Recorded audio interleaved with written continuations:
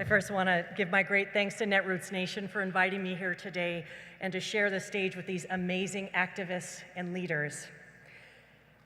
I don't need to say to you tonight that we're in trouble in this country.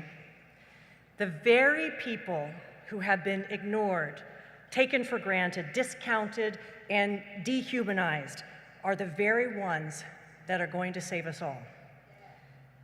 The people who are most deeply affected and harmed by the cruel policies and practices of this country are the ones that are poised to be courageous candidates and elected officials, to be the strategists and the voters. I'm talking about the saving graces of our democracy. I'm talking about women of color.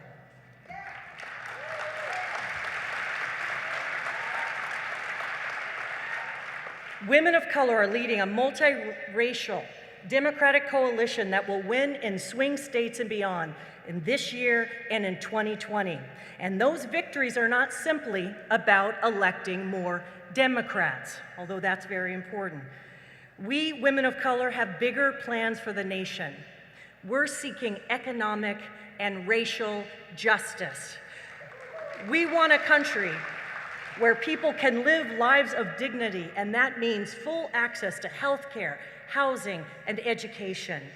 And this means living into a democracy we've dreamed of, but not yet realized. It's a politics that we have not yet seen. So how will all of this come into view?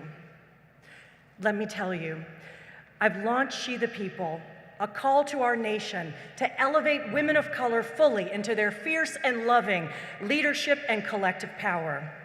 She the People fully recognizes that women of color are leading inclusive, multiracial coalitions that will transform our country's politics.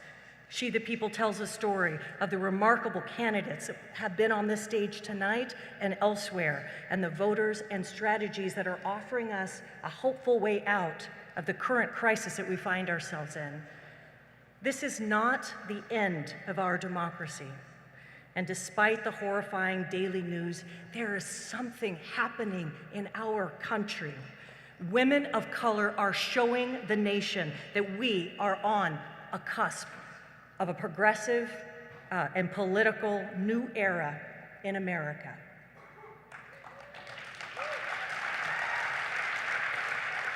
So 2016 was not the end of the story. Ironically, it marked a beginning.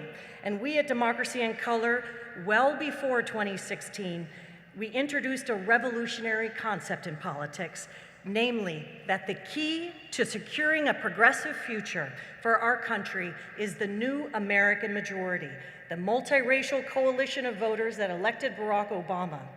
You see, people of color are now 38% of our population, and soon will be the majority of people.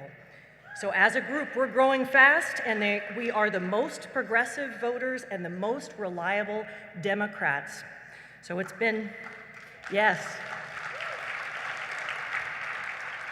Now, it's been a tough work these last few years to convince the political strategists and donors and party leaders to change their assumptions and their biases about what it takes to win elections. It was difficult to get resources for voter engagement and voter turnout for communities of color. For example, just as a reminder, in 2016, Democrats spent 75% of their billions plus war chest going after white, moderate, and conservative voters, and we know how that turned out. Now Trump is president, we lost both houses of Congress. And one stat says so much. 85% of married white women voted for Trump, 53% voted, of all white women voted for Trump, and Trump and the Republicans won and we lost. So the old playbook that led to that is dead.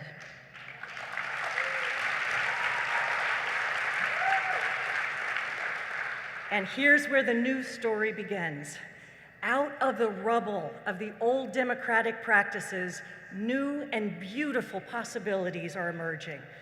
So let me tell you a story. Last summer, I traveled to southern Georgia, Albany, to witness Stacey Abrams declare her candidacy for governor of Georgia.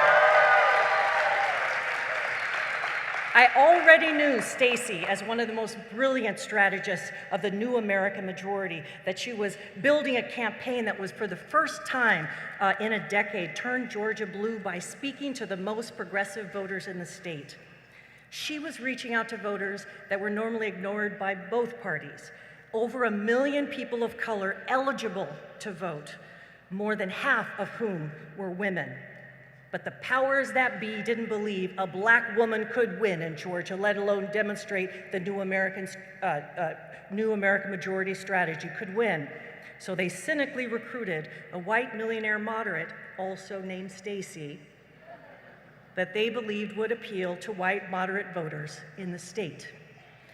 Early on, Stacey Abrams built her campaign strategy around engaging and energizing those millions of voters of color in the state of Georgia, a state that's almost majority people of color. Georgia is also a state where 42% of the registered Democrats are black women. And boy, did that strategy deliver in the primary. Our Stacey brought 199,000 additional Democrats into the primary than previous years.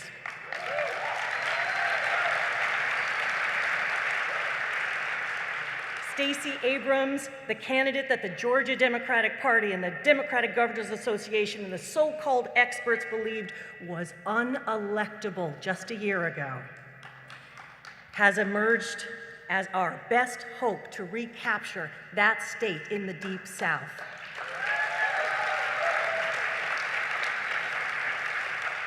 And she is doing it in a way that makes our democracy stronger by engaging more voters, and with a platform that supports reproductive justice and Medicare expansion and LGBT rights. Stacey Abrams knew what the Democrats now need to know, that the new American majority, led by women of color, is the keystone to victory.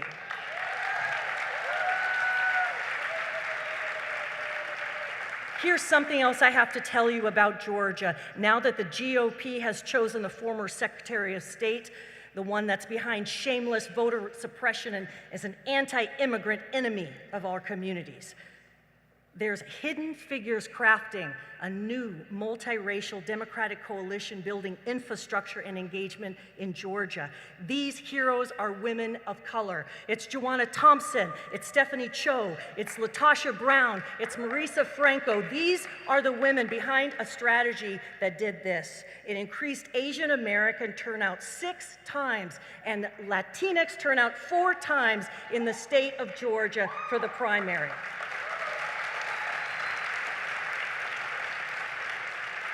And it wasn't until Stacey Abrams' landslide victory that many in the Democratic establishment started to believe. So, we at She the People are telling the story of Stacey Abrams and the legion of women of color running for office this year, because in them, and they are the hope of our nation. She the People is telling the stories about how women of color are going to save our democracy. And right now, in swing states like Arizona, Florida, New Mexico, Virginia, and now Mississippi, places that Trump won, women of color are leading the charge by engaging new and younger voters and people of color. Yes. We understand that our swing voters are not the ones moving from red to blue. Our swing is from non-voter to voter.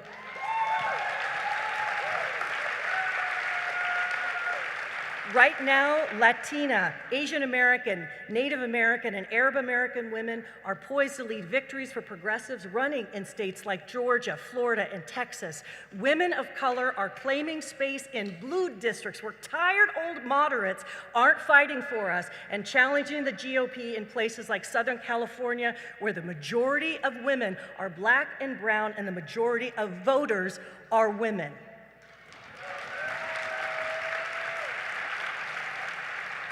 And speaking of excellent candidates, She the People is not just calling 2018 the year of women of color for nothing. Women of color are already leading the most vibrant racial and social justice movements of our day, from Families Belong Together to Black Lives Matter to Time's Up, are running for office and appealing to a multiracial base in districts across the nation. Women of color are the most underrepresented group of leaders in our nation and the most likely to face primary challenges by Democrats, and they're finding new paths to leadership. So it's not just Stacey Abrams, it's Alexandria Ocasio-Cortez, who beat a 10-term Democrat in New York. It's a progressive Rashida Tlaib running in Detroit, Michigan, who would be our first Muslim congresswoman. It's Deb Haaland, who would be our first Native woman in Congress, progressive from New Mexico. It's Ayanna Pressley, a congressional candidate from Boston. It's Kim Koko Iwamoto, who would be our first Asian American transgender woman lieutenant governor in Hawaii. It's Cori Bush in Missouri running in next week's primary for Congress, and it's Gina Ortiz Jones, Filipina veteran from San Antonio, Texas. I'm telling you, there are thousands of Stacys across our nation, and this is what She the People is about. It's supporting the political leadership and the wisdom of women of color. So I'm here to tell you, there's hope in 2018. And so much can and will be won in the midterms and realizing justice in our nation. So listen, progressives, and frankly, you too, Democratic Party, get in formation behind women of color.